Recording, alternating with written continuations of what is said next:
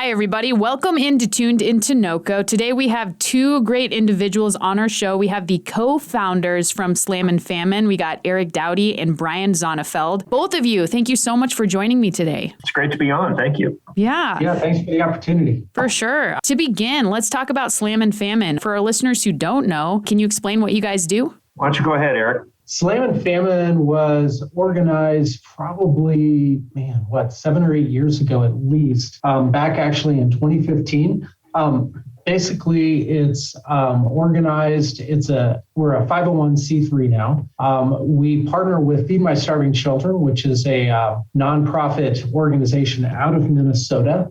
We really focus on helping to feed starving kids worldwide. And we design, pack, and purchase all the ingredients for specially designed meals. And these meals are packed, and they're culturally sensitive meals, and they're packed. And once we've pulled all those ingredients together, those go overseas to areas where kids are literally dying of starvation, where they do not have sustainable food sources. And those meals are distributed in those areas to literally help save kids' lives. What Slammin Famine does is, again, as I said, as we partner with Feed My Starving Children, we are committing to raise the funds for those raw ingredients for those meals. And we're also agreeing to organize volunteers here regionally, actually all throughout the Front Range, to pull those volunteers together to create those meals and fund and furnish those meals that then directly go overseas. And I have to tell you, the response, when we first thought about this and had an opportunity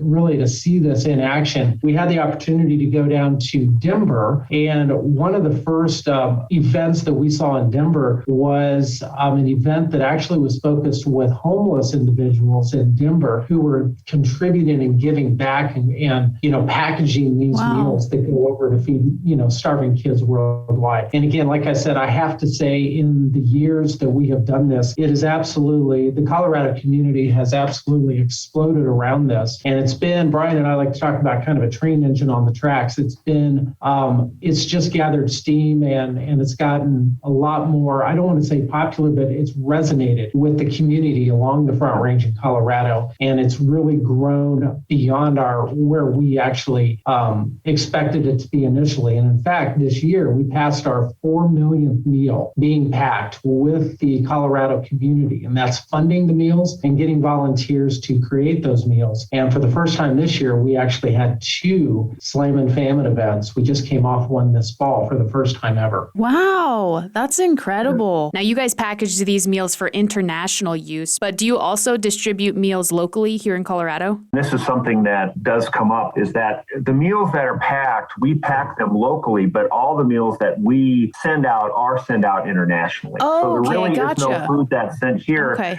And part of the reason is there have been lots of opportunities for that to occur. It's just that people here in the U.S. probably wouldn't eat the meals because it's basically an oatmeal type of consistency that's bland, but it has vitamins and rice and soy. And so it's literally meant for people that can't get food anywhere else and probably wouldn't eat it if their lives didn't depend on it. So Gotcha. Our partnership, our tagline says local hands, global impact. Yeah. And so the point being is that, people hear a track team or a local organization, like, for example, we work with Madwire, their volunteers can come in and for 2 hours, they can make an international impact by, packing food for 2 hours here. And so we are using, their volunteer efforts, but in terms of the meals themselves, they don't end up here. They go after we pack a box. The next place that box will be open will be in Haiti, or it'll be in Miramar or something like that. Wow. We have started to partner with some other local organizations like Habitat for Humanity, and some of the food banks, because we feel like if we empower someone to realize they can make a difference, then, our event happens, once and now twice a year for 2 hours, but then we're hoping to ignite these volunteers locally to say, now what else can we do? Can we go to a food bank? Can we go to Habitat for Humanity? But the event itself is packing meals that immediately go to literally children that would starve to death without our efforts. Wow. Well, these events sound amazing. Speaking of the meals, where do you guys source your ingredients from? The ingredients, so we partner, as Eric mentioned, we partner with a organization called Feed My Starving Children. And what happens is they actually source all of the bulk goods. So we'll receive pallets of rice and soy and the vitamins and that sort of thing. They bring all of that material in. We raise the funds to pay for it, but they'll bring all of that stuff in. We actually do it at the ranch, the McKee building, 4-H building at the ranch. And we provide the building and get everything set up. And then they provide all of those bulk ingredients. And then we put them into smaller packages, if you will, that can be handed out. So that's sourced by our partner, Feed My Starving Children. They have, for decades, they've been one of the top rated charity navigator organizations that has been around for years and years. And they've done, I think it's over 1 billion meals now. And a high 98% of their meal, everything that's donated to them goes to meals. They've gotten them into Syria. They've gotten them into Myanmar, really all around the globe. And that's what they do. And we just happen to be an arm for them to, made up with local communities like Northern Colorado. For sure. For partnering together. Yeah. And actually, they do have corporate partnerships nationally that they work with that generate these raw ingredients. Okay. And the meals themselves, as Brian alluded to, is based on a very high and rich, scientifically validated, method for nutrition. Yeah. For these kids that are in these, starving. And these packages of food, these meals that we're putting together, as Brian said, are specifically designed to take somebody who is literally on the edge of starving to death and bringing them back up to a nominal health level within probably a 2 or 3 week period. Wow. So there is a very huge, it's not like we're just throwing rice and soy together. The formula and the amounts of these ingredients are very specific in how they go into the bags and the quantities that go into there. And again, it's based on very targeted research around food science on how to bring these kids from here, starvation, up to here where they're actually able to interact and enjoy life. And one of the things we've seen with a lot of the NGOs nationally, or internationally rather, that FMSC also works with, is they will work in areas, again, like we said, where the kids are literally dying of starvation, but they don't want to come in and then jet out. Right. So the areas that they pick, they develop partnerships with NGOs that are on the ground, and they want to make sure that they can deliver that food consistently over a long period of time in these areas to help bring up the, lower the level of starvation and bring up that nutritional level with all the kids in that region. And they've just done, as Brian said, a phenomenal job. I think the delivery rate with them is about 99.9%, and that includes areas of Syria, that includes Iraq during the war, that includes Iran, and a lot of other areas that probably publicly they're not allowed to talk about because they're so sensitive. Gotcha. And it's just incredible. Well, it's really great what you guys do, and it's true. You'd have to change these meals so that they are more filling and stick with the kids. Now, speaking of the events that you guys have put on this year, you guys also do ongoing opportunities for our community to volunteer and donate. Is that right? So we have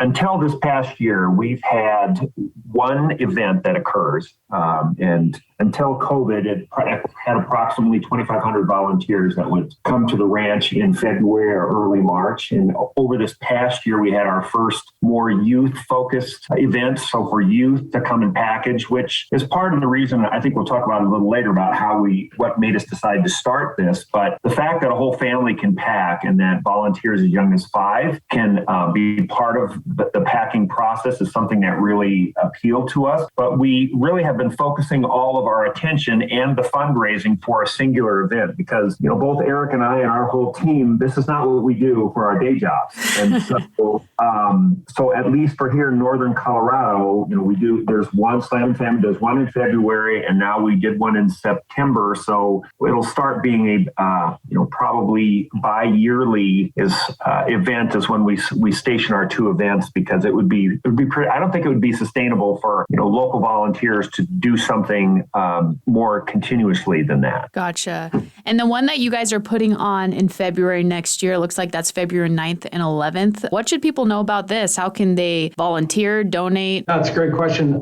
It's actually, we've extended it. It's going to be 9th, 10th, and 11th. Oh, great. And one of the reasons we extended that over into Thursday is a lot of the partners that we continue to work with, I would say well over 95% are so excited and have such a phenomenal time that they want to come back and do it. And one of the core areas of partnerships that we have, and one of the values that we really, I think, hold really near and dear to our hearts is getting youth involved. And so we have a lot of partners with schools, and we have a lot of partnerships both in middle school and high schools, and that continues to expand. And so we've got probably a larger event on tap here in February where we're hoping to go for about 544,000 meals. Wow. So that's a lot of meals. And we're trying to raise probably close to about 135,000, 140,000 to do that will fully fund those meals. If people are interested, we've got a great website, slamminfamine.org is where they can go. And that gives a lot of the background of our event. That also gives them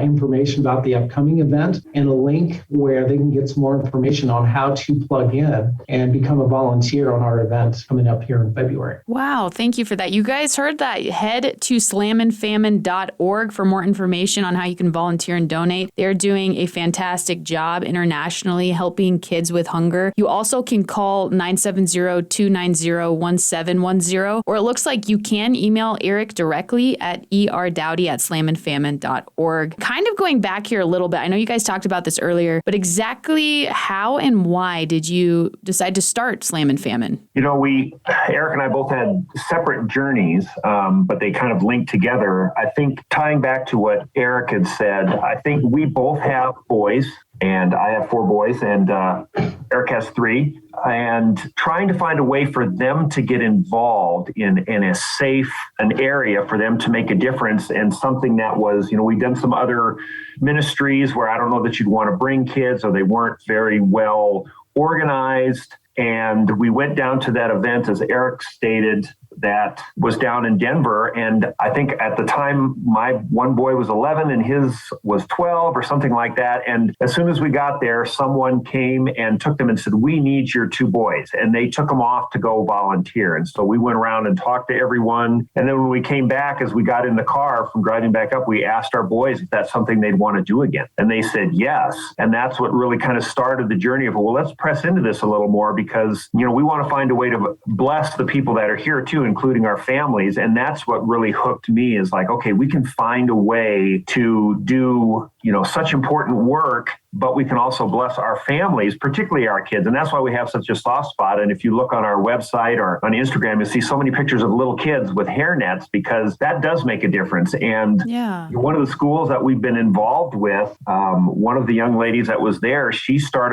got involved there from an early age at Heritage Christian. And because of that, she started getting involved with, other outreaches, and literally saw our food in Myanmar, which is, right across the border from where we're having genocide. And that's just one story of people that have been activated, and really the kids. And so I think I need to let Eric kind of describe his feeling, but really for the kids, and they're able to be involved, was one of the things that really sold me and put me over the edge to do something like this. That's super neat. Yeah, I think to just tag along to what Brian was saying, I had a similar journey as well. I think, it's interesting here in Northern Colorado, it is interesting when we talk with FMSC and they look at what the Colorado community is doing up here with Slammin Famine. And we have to say, Brian and I have to say, this is not us. We put it out there, and Northern Colorado has absolutely responded to this. And this wouldn't exist without the entire community here along the Front Range, up into Wyoming and down, over to Greeley and South Denver. It's just been phenomenal. But one of the things things that we really were looking at, that really appealed to us, as Brian mentioned, was not only the youth component, but with families being able to volunteer together. And one of the things with this event, when you come to this event, it's going to be well organized. You're not going to stand around waiting and wondering what to do. You're going to come in. You're getting a quick training session and you're jumping out to packed meals with loud music. You're going to have a lot of fun. And one of the taglines we say is, you're going to have probably as big or bigger of impact with this 2-hour event than you'd be hard pressed to find that anywhere else. And you're going to have fun doing it. So that was really appealing and got validated, like Brian said, with our teenage sons at the time, coming back up, and their immediate reaction was, wow, that was awesome. When can we do this again? Yeah, and that really amazing. Solidified it. Seriously. For our listeners, you heard that. They're going to be having another event at the ranch in Loveland. That's going to be February 9th, 10th, and 11th. Make sure you head out there. For more information, you can head to slamminfamine.org. You can call 970-290-1710. Or again, you can email Eric at erdowdy@slamminfamine.org. I do have a question. If people say can't make the event, but they would like to make a monetary donation to you guys, can they do that on your website? Sure. They can securely donate Ashlee on our website at slamminfamine.org. We are a 501c3 nonprofit organization. So our tax ID and tax certificate and documents are out there if they need to download that. But there's a link to donate straight on the webpage, and know that those monies go directly into our Slammin Famine account, and that in turn goes directly to fund the ingredients that we're packing at these events. That's so great. Well, you guys, thank you again for taking the time being on the show. It's been great learning about Slammin Famine and the both of you, your backgrounds. Before I let you go,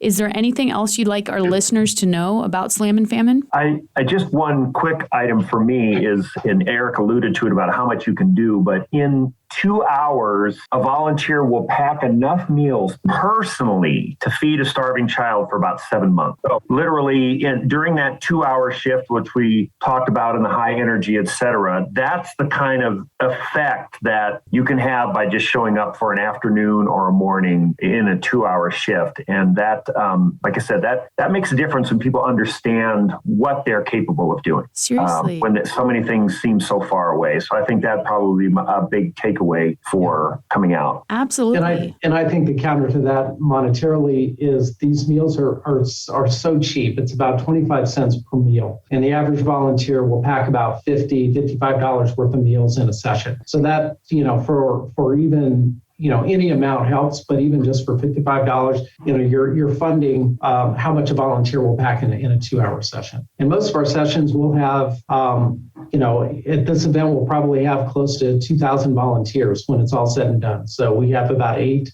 sessions over 3 days. Pretty exhausting, but it's also fun. But they're in the same room, a very clean room at the McKee building with about 250 other volunteers during a shift. So it is an absolute blast. That's awesome. And you said it's 2 hours. And I know a lot of times with volunteer work, sometimes it's hard finding time, but 2 hours, that's not bad at all. And these are just like different shifts people can sign up for on those 3 different days. Yeah. That's great. Yeah, absolutely. Yeah. Well, you guys heard that. If you would like more information, please visit slamminfamine.org. You can learn more about their event and how to volunteer or donate. Eric, Brian, thank you. This was awesome. Thank you so much for the opportunity. Thanks, Ashlee. We enjoyed it.